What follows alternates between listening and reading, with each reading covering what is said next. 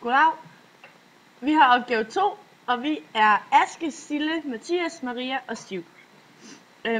Vi skulle undersøge, om der var en pensionsbombe i Danmark i forhold til andre lande i år 2010. Som vi kan se på det her skema, så har Danmark 24,98% pensioneret. Og vi kører efter den universelle velfærdsmodel, ja. Som vi også kalder flexicurity. Altså her i Danmark i hvert fald. Det er i Danmark, man har flexicurity, det har man ikke i andre lande. Godt. Og så er Malta, det er en selektiv velfærdsmodel. De har 21,19%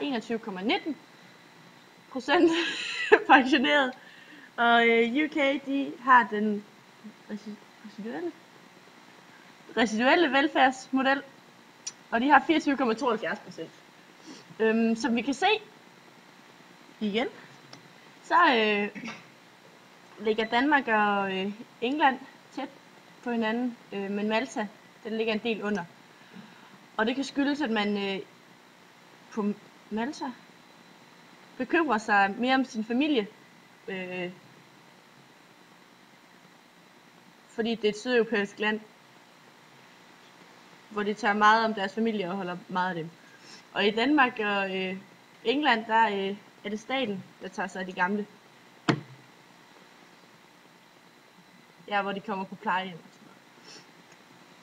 Så den stopper noget der.